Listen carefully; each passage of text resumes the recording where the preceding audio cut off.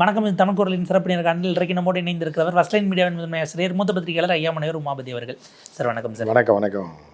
தாவேக்கா விவகாரம் தான். ஏன்னா இது இப்போ தமிழ்நாட்டிலேருந்து டெல்லியை நோக்கி போயிருக்குன்னு பார்க்க வேண்டியிருக்கு.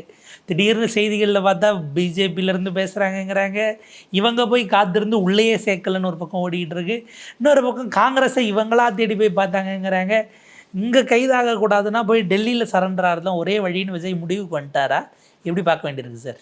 இல்லை, விஜய் முடிவுக்கு வந்தாரா வரலையான்றது அடுத்த விஷயம். ஆதவ அர்ஜுனா முடிவுக்கு வந்த மாதிரி தான் இருக்குது. ஆதவ அர்ஜுனா இப்போ போய் கூப்பிடாம, புரியுதா உங்களுக்கு, அந்த பக்கமாக போகிறது, அந்த பக்கமாக போகிறது, இங்கே பார்க்குறது, ஏன்னா இந்த கிராமத்துலலாம் செய்வாங்க. பிடிக்காத இவனுக்கு அவனுக்கு பிடிக்கலன்னா இவனோட சண்டைன்னா அவன் வீட்டு பக்கம் போகிற மாதிரி போகிறது. அப்போ ஐயோன்னு பயந்துருவான், அவன்கிட்ட போய் சொல்ல போகிறானா அப்படின்ற மாதிரி. இந்த மாதிரி கேட்ட கேவலமான சில்லறத்தனமான வேலையை செய்யக்கூடிய ஒரு சில்லறை தான் ஆதவ். அங்கே யாருமே கூப்பிடலை. இப்போ நான் வண்டி ஏறி போயிட்டாப்புல. கிட்டத்தட்ட நம்ம ரஜினி வீட்டுக்கு ஆடிட்டர் போட அப்போ ஆடிட்டர் குருகுருமூர்த்தி இதே மாதிரி தான் செய்வாப்புல. எப்படின்னா, மாமிக்கு ஃபோன் பண்ணி இருக்காரா, மாமா இருக்காரான்னு கேட்டுக்கிறது. இருக்காருன்னொடனே அவருக்கே தெரியாது, ரஜினிக்கு தெரியாது, வீட்டுக்குள்ளே இருப்பார். நேராக போய் வண்டியில் போய் இறங்கிட வேண்டியது. வாங்க வாங்க வாங்க. அப்புறம் என்ன பண்ணுவாப்புல, அவர் பனியனோட உட்காந்துருப்பார். வாங்க வாங்க, என்னன்னா எப்படி இருக்கேள், நல்லா இருக்கல, சும்மா தான் வந்தேன் அப்படின்னா வெளியிலேருந்து டைம் நோட் பண்ணிடுவாங்க. 11:32 உள்ளே போனார். 11:24 வெளியே வந்தார்னு இவங்க வாட்ச் பண்ணா. உள்ளே போய் மோர் சாப்பிட்டுட்டு அவர் வந்துடுவார் வெளியில். வந்தோடனே ஐயோ நான் உங்களுக்கு தெரிஞ்சிச்சா மூதேவி, நீ தானே ஃபோன் பண்ணியே சொன்னேன், இந்த மாதிரி அண்ணன் போகிறாருன்னு ஆளை வச்சு சொன்னேன்ல அப்படின்ற மாதிரிக்காக தான் அதே பாலிசியை தான் ஆதவ அர்ஜுனா ஃபாலோ பண்ணுறாப்புல. ஆனால் அங்கே வீட்டுக்குள்ளே விடல. வீட்டுக்குள்ளே இல்லை, ஏரியாக்குள்ளே போக முடியாது. நீங்கள் அமித்ஷா இருக்கிற ஏரியாக்குள்ளேயே அந்த ரோட்டு பக்கமே போக முடியாது, விட மாட்டாங்க. சும்மா அப்படி பில்டப் கொடுக்குறது. கடைசியில் மூதேவி எங்கே போயிருக்குன்னா, பேஸ்கெட் பால் டோர்னமெண்ட்டுக்கு போகிறதுக்கு டெல்லிக்கு ஃப்ளைட்டில் போய் தான் போகணும். டேரெக்டாக போய் இறங்க வேண்டியது தானே. டெல்லியில் போய் இறங்கி அங்கே ரூமை போட்டு தங்கிட்டு 2 நாள் திருப்பி அங்கே போகிறது. இந்த 2 நாள் வேறு எதுக்கும் முயற்சி பண்ணாங்க. அங்கே இருக்கக்கூடிய பவர் லாபியை வச்சு அண்ணாமலையெல்லாம் வச்சு மோர் பண்ணி உள்ளே விட மாட்டேன். அந்தளவுக்கு ஒர்த்து பீஸ் கிடையாது இது அப்படின்ட்டு உள்ளே விடலை. ஒரே வார்த்தை சொல்லியிருக்காப்புல, அமித்ஷா சொல்லியிருக்காருன்ற தகவல் வருது அங்கே டெல்லி வட்டாரத்துலேருந்து. விஜய் அங்கேருந்து உடனே ஒரு அறிக்கையோ ஏதோ பாஜக கூட்டணியில் நாங்கள் சேர்றோம், என்டிஏ கூட்டணியில் நாங்கள் சேர்றோன்னு அறிக்கை விட சொல்லு, கூப்பிட்டு பார்க்குறோம்.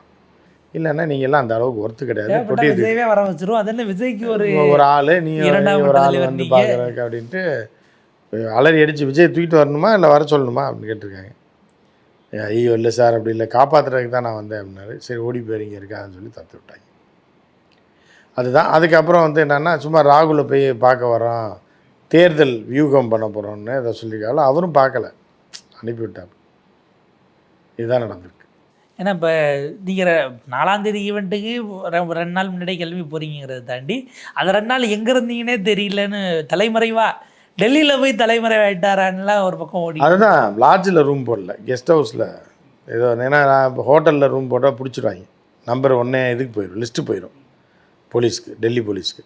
அதனால் எங்கேயோ எங்கேயோ கெஸ்ட் ஹவுஸில் தலைமறைவாகிட்டு, பர்சனல் கெஸ்ட் ஹவுஸில். அதுக்கப்புறம் டெஹ்ராடூன் போய் அங்கே போய் ஃபங்க்ஷன் அட்டன் பண்ணுற நேரத்துக்கு யாரோ சொல்லியிருக்காங்க, அமித்ஷா அவங்கள அர்ஜென்ட்டாக கூப்பிட்றாருன்னு. உடனே பொய்யா ஃபோன் பண்ணி விட்டாங்க போல்.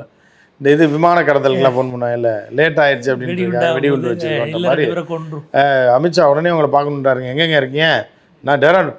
ஐயோ அப்போ போச்சே பார்க்க முடியாது, எந்த வந்துடுறேன்னு சொல்லிட்டு அங்கேருந்து அடித்து பிடிச்சி ஓடி இங்கே பார்த்தா கேட்டால் யார் உன்னை யார் சொன்னான்னு கேட்டிருக்கேன். இல்லை அவர் சொன்னார்னு யார் சொன்னான்னு இருக்கேன். இல்லை ஃபோன் வந்துச்சு, யார் ஃபோன் பண்ணான்னு பார்த்தா போலி நம்பர். ஸோ அதோட நொந்து போயிட்டாப்புல. அடுத்து ராகுலை பார்க்கணுருக்காப்புல. ராகுல் பாப்பாப்புல, நானே மண்ணெண்ணெய் கேனு வடிவேல் சொல்லல, எங்கள் அப்பா தான் எத்தனை இடத்துல கொட்டடிச்சு ஆடி பாடி தள்ளி விட்டுட்டீங்களேடா அப்படின்ற மாதிரி நாங்களே ஆடி பாடி 100 சீட் வாங்கியிருக்கோம் திமுக வச்சு. திமுக 40 சீட்டு வச்சுருக்காங்க. எங்கள் பொழப்பில் மண்ணள்ளி போடுறதுக்குனே வருவீங்களாடா, இதில் கேட்க என் வறண்டையில் இருக்கிறனே உங்கள் ஆத்தா பெற்று விட்டுருக்கானான்ற மாதிரி. நான் தானாடா கிடச்சேன், நான் இப்போ தான் அரசியல் பண்ணி 100 டச் பண்ணியிருக்கேன். எங்கள் அப்பா இருக்கும்போது 420 சீட்லாம் ஜெயிச்சிருக்கோம். ஆனால் இப்போ 100 டச் பண்ணுறதே எங்களுக்கு எவ்வளோ தாலி உயிர் போச்சுன்னு எங்களுக்கு தெரியும். இந்த 2 இதில் எலெக்ஷன் நீங்கள் வேற யாடா வந்து ஆட்டையை கலைக்க பார்க்குறீங்க. தமிழ்நாட்டில் எங்களுக்கு 10 சீட்டு கொடுத்து ஜெயிக்க வச்சு சரி, ஒரே கட்சி அதுதான். அதுதான். தமிழ்நாட்டில் 10 சீட்டு மாதிரி எங்கேயுமே மொத்தமாக 10 சீட்டு வரல. நின்ன கர்நாடகா தவிர கர்நாடகாலையும் பாதி பிஜேபி போயிடுச்சு. வழிச்சிட்டாங்க.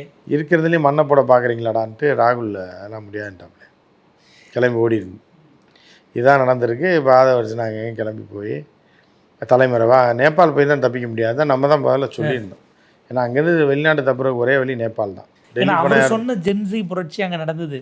நடத்தினவங்களை சந்திச்சு என்னன்னு எப்படி பண்ணீங்க, டிஸ்கஸ் பண்ணி எப்படிப்பா பண்ணீங்க, எப்படி கூட்டத்தை கூட்டினீங்க, எப்படி தீய வச்சு கொடுத்துட்டீங்கன்னு கேட்டுட்டு உங்க கூட்டத்துக்குள்ள யாரும் மிதிப்பட்டு சாகலையா 42 பேர் கொண்டு தான் இப்படி ஆரம்பிச்சிங்களான்றெல்லாம் கேட்டுட்டு அப்படியே அங்கேருந்து எஸ்கேப் ஆயிடுவோம். இங்கே மலேசியாலே இப்படி தான் போயிட்டுருக்கு. ஒன்று ஆதவ்னால் விஜயோட வாழ்க்கை காலியாக போதா, இல்லை விஜய்னால் ஆதவ் தெருவுக்கு வர போகிறாப்லையான்றது தான் இப்போ கேள்வி. இவனால் அவனால் இவனான்றது தான். நான் கேட்டேன், நீ கேட்டேன் இந்த மாதிரி அது ஃபைனல் இனிமேல் தான் தெரியும்.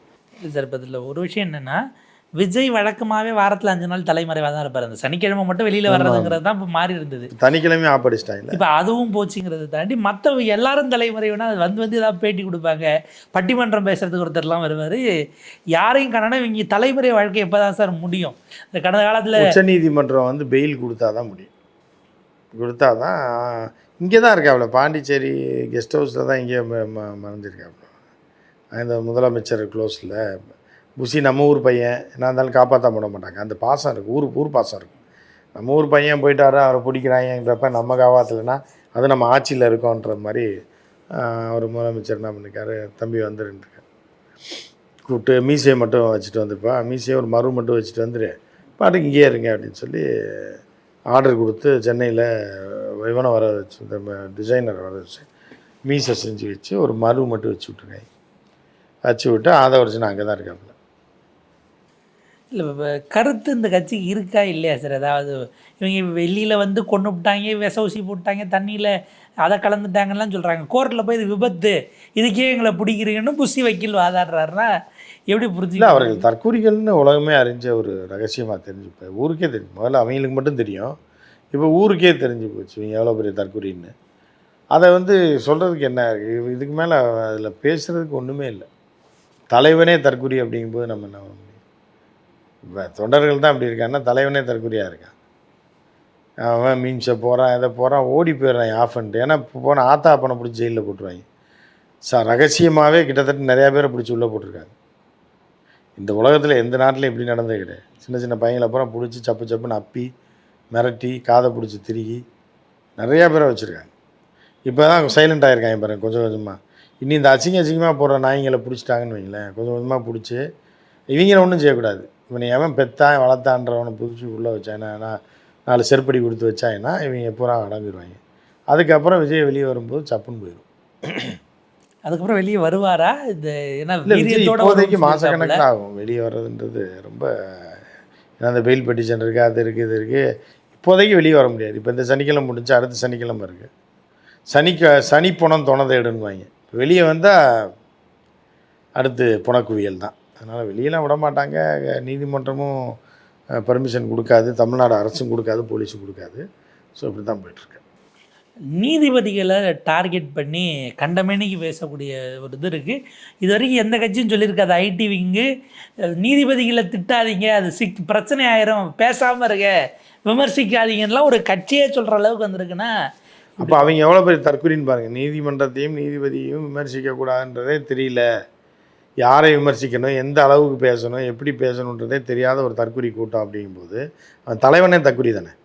தலைவன் தற்கொலை கூட இருக்கணும், தற்கொலையாக இருக்கும்போது இவங்களும் அப்படி தான் இருப்பாங்க. அப்போ இவங்களுக்கு வந்து இப்போ தான் ஒவ்வொரு பாடமாக எடுக்கணும். விரல் சூப்பாதீங்க, இதில் கையில் சாப்பிடாதீங்கன்றதெல்லாம், இடது கையில் கழுவுங்கன்றதெல்லாம் ஆரம்பத்துலேருந்து இவங்களுக்கு எல்கேஜிலேருந்து கிளாஸ் எடுத்து இன்னும் விஜய்க்கு 20 வருஷம் கழிச்சு தான் அரசியலுக்கு அடுத்து வர முடியும். இன்னும் 20 வருஷம் ஆனால் கூட இவங்களை திருத்துறதுக்கே 10-15 வருஷம் ஆகிடும். இவங்களுக்கு பாடம் சொல்லி கொடுக்குறதுக்கு எந்த கையில் சாப்பிட்ணும், எந்த கையில் இது பண்ணணுன்னு கூட அவங்களுக்கு தெரியாது. ஸோ இவங்கள வச்சு நீலாம் ஒரு கட்சியை ஆரம்பித்து வந்து ஆட்சியை பிடிச்சி நீலாம் எங்களுக்கு தலைவனாக இருந்து முதலமைச்சராக இருந்து இந்த நாட்டை காப்பாற்ற போறியான்றது தான் பெரிய கேவலமே. கரூரில் இந்த சம்பவம் நடந்து 11 நாள் அது இன்னும் அந்த சொன்ன 20 லட்சத்தை எப்போ கொடுப்பாங்கன்னு தெரியல. அதுக்கும் விஜய் போக மாட்டாருங்கிறது தான் சொல்கிறாங்க. ஒரு வீட்டை விட்டு வெளியே வராத வரைக்கும் 20 லட்சம் முதல்ல கொடுப்பாங்களானே தெரில. வாய்க்கு வந்ததை அடிச்சு விட்டாங்க. இப்படி பல பேர் கடந்த காலத்தில் அடிச்சு விட்ருக்கான். நீங்கள் வந்து இதில் கூட ஜல்லிக்கட்டு போராட்டத்தில் 1 கோடி தரேன் 1.5 கோடி தரேன்னு சொல்லி இந்த டான்ஸ் மாஸ்டர் சொல்லிவிட்டு அதோட ஆப்படிச்சு ஓட விட்டாங்க. ஸோ இந்த மாதிரிலாம் இருக்குது. இன்னும் பல பேர் வாய்க்கு வந்ததை அவுத்து விட்ருக்கான். எவனும் கொடுத்த இந்த டிவி சேனல்லலாம் பார்த்தீங்கன்னா பேச்சு போட்டி அதில் வந்து 1 லட்சம் பெரிய செக் மாதிரி கொடுப்பாங்க. அது பூராமே 80% போலி தான்.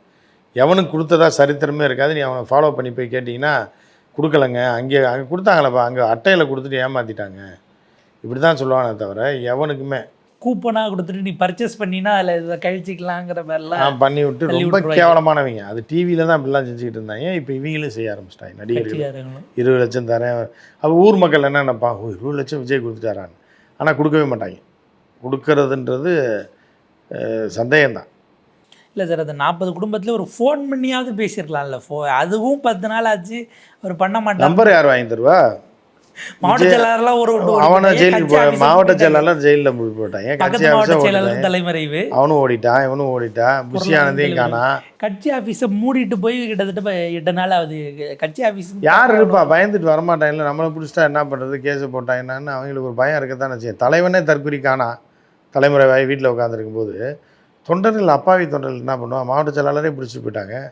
அடுத்து நம்ம இருந்தோம்னா நம்மளை பிடிச்சிட்டு போயிட்டாங்க, நம்ம குடும்பத்தை யார் காப்பாற்றுறன்னு ஓடி போயிருப்பாங்க எல்லாரும். பொதுச் செயலாளரே காணாமே தலைமறைவாக இருக்கும்போது யார் நம்பர் வாங்கி கொடுக்குறது விஜய்க்கு? சந்தன காட்டில் இருக்காரா, முந்திரி காட்டில் இருக்காரான்றதே ஒரு கேள்விக்குறியாக இருக்குது. இல்லை சுந்தரவன காடுகளுக்கு எதுவும் போயிட்டாரா, இல்லை பாண்டிச்சேரியில் ஒழிச்சு வச்சுருக்காங்களான்னு தெரில, மாகையில் ஒழிச்சு வச்சுருக்காங்களான்னு. ஸோ அப்படிப்பட்ட ஒரு நிலைமையில் இருக்கும்போது இதெல்லாம் கட்சி, இதுக்கெல்லாம் ஒரு தலைவன், இதுக்கெல்லாம் ஒரு கூட்டம் வாங்கும்போது இந்த கேவலமான கூட்டத்தை வந்து நம்ம என்னன்னு சொல்கிறது? இல்லை சார், அந்த கட்சியினுடைய லெஃப்ட் ரைட்டு எல்லாமுமா இருந்தவர் புஷி ஆனந்த் தானே. ஆமாம், அந்த கட்சியை பேரலைஸ் ஆன நிலைமைக்கு வந்துடுச்சா செயலிடம்? அதை தான் நம்ம ஏற்கனவே ஒரு டைம் பேசும்போதே பேசியிருப்போம். புஷி ஆனந்தை மட்டும் தூக்கிட்டா போதும், காக்கா குத்துன மாதிரி கட்சி காலி. புரியுதா உங்களுக்கு? உண்மையிலே அவரை பாராட்டணும். புஷி ஆனந்தை பாராட்டணுன்னா புஷி ஆனந்த் தான் அந்த கட்சி. விஜய் இல்லைன்னா கூட புஷி ஆனந்த் கட்சியை நடத்துவாப்புல, ஆனால் கூட்டம் வராது. ஆனால் புஷி ஆனந்த் இல்லாமல் விஜய் கட்சி நடத்த முடியாது. கூட்டம் வந்தாலும் பிரச்சனை தான். ஸோ இதுதான், புஷி ஆனந்தை மட்டும் நீங்கள் தூக்கிட்டீங்கன்னு வச்சுக்கோங்க, தூக்கி கிணத்துல போட்டிங்கன்னா முடிஞ்சு போச்சு, கட்சி முடிஞ்சு போச்சு. இப்போ புஷி ஆனந்தில் அந்த கட்சியே இல்லைங்கிறது ஒரு பக்கம்னா, அவர் போய் சொல்கிறாரு செத்தாயினா மாவட்ட செயலாளருக்கு இது பண்ண நான் என்ன பண்ணேன், நான் கையெழுத்து போட்டு கொடுத்தேனான்னு கோர்ட்லேயே போய் கேட்குறாருன்னா, இப்போ நாளைக்கு புஷி மாட்டினா இப்போ விஜய் அதை சொல்லுவாரா? புஷியை கைது? ஆமாம், புஷியை பிடிச்சிட்டு போங்க. புஷியை தான் பிடிச்சிட்டிங்களே, என்னைய எதுக்கு இது பண்ணுறீங்க? மாவட்ட செயலாளர் தான் அந்த கூட்டத்தை அரேஞ்ச் பண்ணது. அவன் கூப்பிட்டான்னு தான் நான் போனேன். அப்புறம் புஷியும் சொன்னாப்புல, புஷியை தூக்கி உள்ள வைங்க, தூக்கில் கூட போடுங்க, எனக்கு என்ன. என் கூட கேரவன்லேயே வந்து ஆலவர்ஜுனான ஒரு அவன் இருக்கான், அந்த தம்பியை கூட பிடிச்சி போடுங்க, கேரவன் டிரைவரை பிடிச்சி போடுங்க. நானாக கொன்னேன், நான் பேசினேன், அவன் தண்ணி இல்லாமல் செத்து போயிட்டான். நான் கூட தண்ணி கொடுத்தேன், பார்த்தீங்களா இல்லையா? அவங்கள காப்பாற்றுறதுக்கு தண்ணி தூக்கி போட்டேன். இந்த அளவுக்கு அவர்களை காப்பாற்றணும்னு நான் முயற்சி பண்ணியிருக்கேன். என்னை எப்படி நீங்கள் கேஸ் போடலாம், என்னை எப்படி இது பண்ணலான்னு வாதாடுவாங்க கோர்ட்டில். அவருக்கு டெல்லியில் இருந்தாலும் ஆயிரங்களை கூப்பிட்டு வருவாங்க. இதுக்கே ராகவாச்சாரின்னு ஒருத்தர் புஷிக்கு மட்டும் கூப்பிட்டு வந்தாங்க. மாவட்ட செயலாளர் கேஸுக்கெல்லாம் யாரை கூப்பிட்டு போனாங்கன்னே தெரியல. அது லோக்கல் லாயரை வச்சு என்னத்தையோ வளரிக்கிட்டு இருக்காங்க. அவங்க வக்கீல்கள் வெளியே வந்து கொடுக்குற பேட்டியை பார்த்து வந்து அவர் சொல்கிறாரு, நாங்கள் வைத்த வாதங்களை பார்த்து அரசு தரப்பு திணறி விட்டது, அவர்களால் பதிலே சொல்ல முடியவில்லைன்னு பேட்டி கொடுத்தாப்புல 1/2 மணி நேரத்தில் ஜட்ஜு முன்ஜாமீன் கேன்சல் போயிட்டு வாங்கன்ட்டாரு. அதை தான் இப்போ என்னென்னா, தற்கொலைன்றது கோர்ட்டுக்கும் தெரிஞ்சு போயிடும். கோர்ட்லேயே வந்து போய் தற்கொலைன்றதை காமிச்சிடுவாங்க. காமிச்சோடனே அவங்க பார்ப்பாங்க, கடுப்பாகி போங்கடா அப்படின்னு சொல்லுவாங்க. பார்ப்போம் சார், இது அடுத்தடுத்த கட்டத்தில் எப்படி போகுது. இது கேரவன், சிசிடிவி மற்ற விஷயங்கள்லாம் வாங்கினாலும் எத்தனை ஆண்டுகள் வழக்கு நடக்கும்னு இந்தியாவில் தெரியாது. ஜெயலலிதா அவர்களுக்கு 18 வருஷம் வரைக்கும் போச்சு. நம்ம பொறுத்திருந்து பார்ப்போம். நேரத்துக்கு கொடுத்தலுங்க. நன்றி.